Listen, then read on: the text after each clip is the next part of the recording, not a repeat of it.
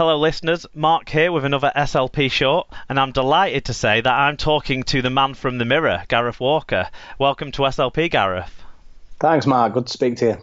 It's been a busy couple of days in the world of Rugby League. I'm sure you've been typing away at your keyboard over the last couple of days. There's a new Super League top man was introduced to all you guys in the press. The structure changes were announced and then renounced. Accusations of power grabs and even threats of all-out war.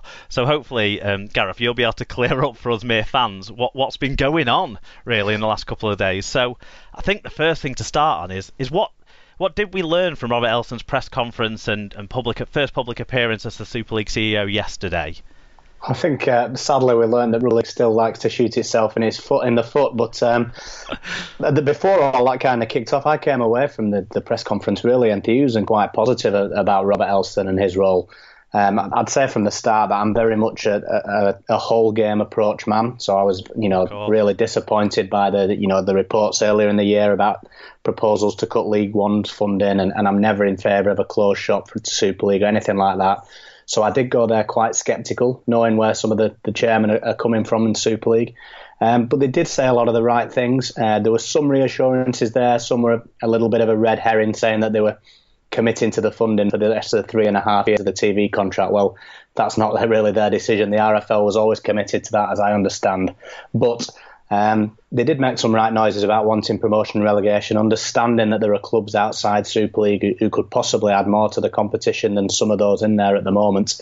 And Robert Elstone himself was really impressive. It's been a while since I can remember being that impressed by someone in a senior Rugby League position coming in like that. We've had a fair few guys who have very little knowledge of the game, who are frustrating sometimes in the past years for us to work with. But Robert Elstone knows his stuff. He's a passionate Rugby League man. So I suppose we've had people who are just passionate Rugby League people as well. Sort of the two different types. Elstone seems to have that full package, doesn't he? He does, yeah. He's definitely got the experience to just go with it from, working at Everton. Obviously, he's been at the RFL before and Deloitte. He's worked at some of the top sporting organisations in the world, really. So he has got that knowledge behind him. But he spoke, the main press conference was almost an hour long, which again, I just can't remember in Rugby League terms something going on that long. And then he spoke for another half an hour with the written press. And none of this was prepared. He was just speaking exactly how he felt, what he saw as his vision of what needs to be done and how we need to get there. And all of that I found really impressive. It was a man who knows what he wants, I think, and is keen to get it. It's just a shame that other things have deflected from that since the announcement.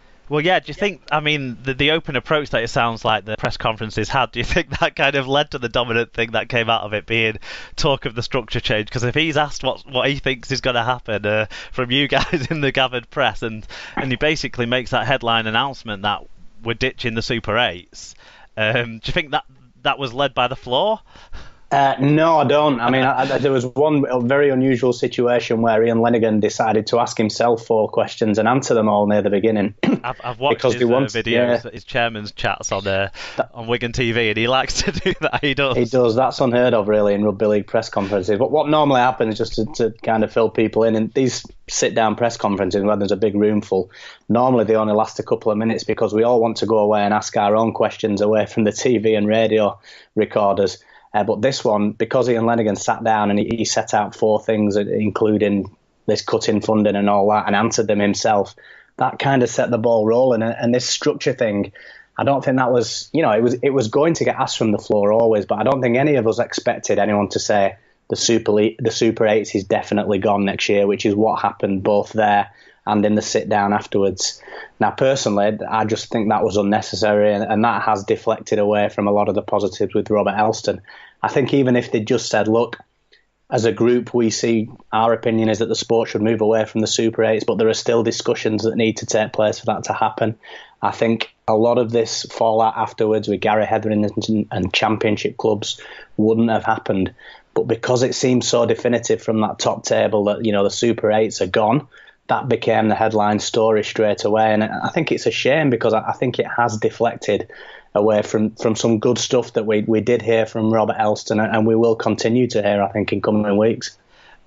So on all these sorts of things that they're proposing, but the structure change and being the leading one of these things, it was suggested that it's got the majority support amongst the Super League clubs, depending on who's telling you what that majority is. It's either 11-1 or 7-5 or somewhere between the two. But what's your understanding of the support for the broad kind of plans that Robert Elstone's putting in place? It does sound like the 11-1 is the more accurate now. If you look at the other Super League clubs who've all kind of issued their own statements and press releases on the website supporting the Robert Elstone appointment, and they are firmly in that camp from what I understand now. I think this 7-5 vote was a while ago, and I think that was more concerned with just how promotion and relegation works. And I think some people's minds might have changed since then as well. But it does seem to be at the moment that it's Leeds are the one club that are kind of outside that group. But certainly you would think that some of the other clubs would have stepped forward since then and said, well, I'm not in this 11, but nobody has. So no, I think that sounds about right. We've seen people like Hull KR who weren't at that top table in those press conferences come out and make statements. With one of the more public ones I've seen, supporting all the moves and the removal of the Super 8s and things like that. The main dissenting voices, and obviously Leeds and Gary Hetherington have led the way there from the Super League standpoint, but obviously the Championship clubs and a couple of League One clubs are coming out saying similar things. We had the statement from Batley, which I'm not sure if it was, drawn up in the back room of a pub or what. Carl Hall on Twitter from Doncaster, he kind of pointed the finger at Ian Lenigan a little bit last night as well, and today we've seen a lengthy kind of response from Mark Campbell of Featherstone Rovers. So what are these main dissenting voices saying? Well, I think they believe there's been, first of all, a lack of respect shown. So I've spoken to Championship and League One officials who haven't yet made public statements, but they're very much in the same camp. They think it was disrespectful for a relatively small group, if you look at the whole professional game, to come out and say this is where we're going, when that clearly hasn't been decided as a big group yet. The RFL have made that clear today with their statement that no definite kind of resolutions have yet been found. So I think that's got the Championship and the League One sides offside again, which happened earlier in the year when there was reports of the Ian Lenigan letter that went round just the Super League clubs.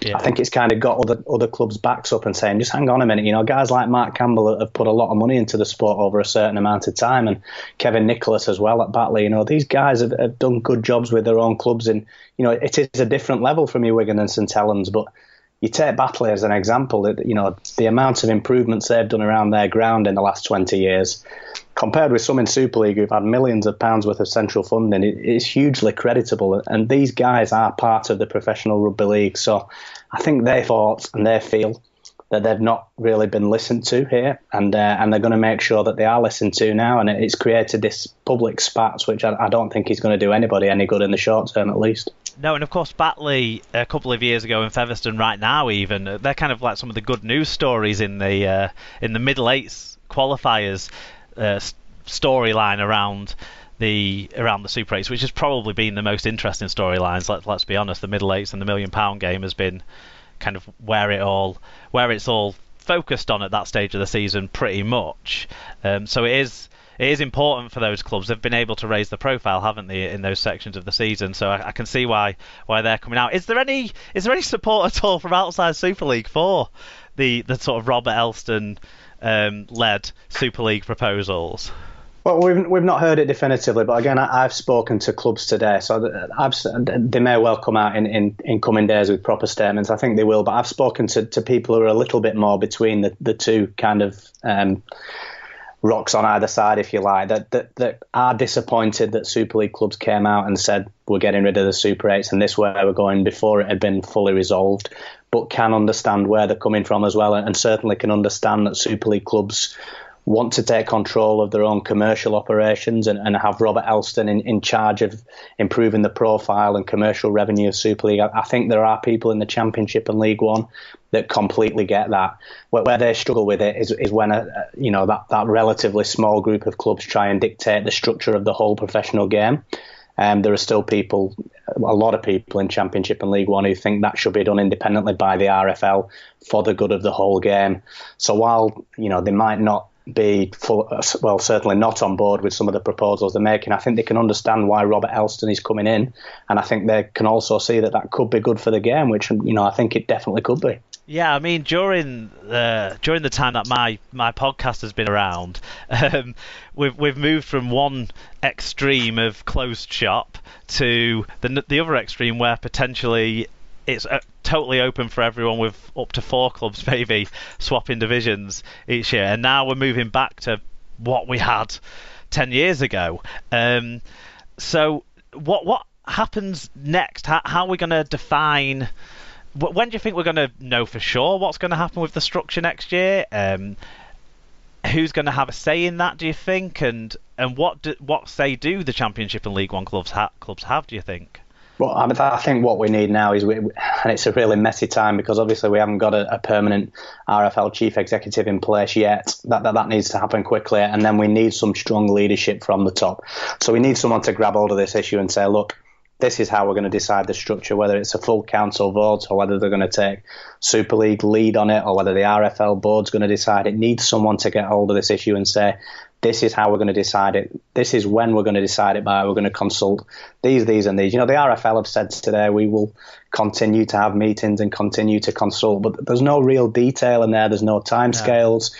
There's no saying exactly how it will be decided, the structure. Are we going to go with what these 11 Super League clubs want, or are we going to put it to a full council vote where it might be a different picture? It needs somebody to take a grip of it, be accountable for it, and say we need to have this in place by, I don't know, July 31st. Or it needs to be quickly, doesn't it? Everybody needs to know where they're going. It's ludicrous that we didn't have it decided before a ball was kicked off in February. I mean, my position has always been keep the same system if we don't know that we're changing it before the start of the previous season to the changes.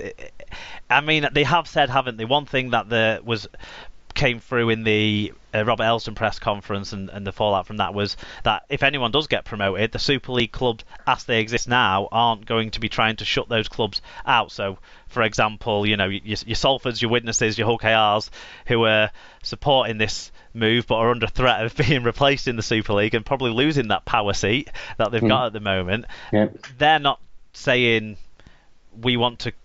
It's not a desperate play for them to hold on to that, is it? It's still the open for the change in the teams next year.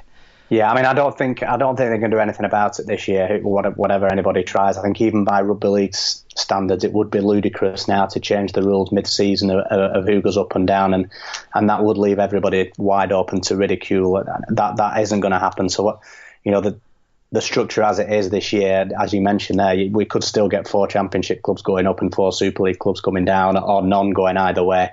And that will be. We could have 15 people in favour, because the people who go up won't want to weaken their position, will they? And the people who go down will look a bit hypocritical if they change the stance all of a sudden. I don't think that'll stop people changing their minds, I'll be honest. I don't think it's ever stopped anybody in Rugby League before.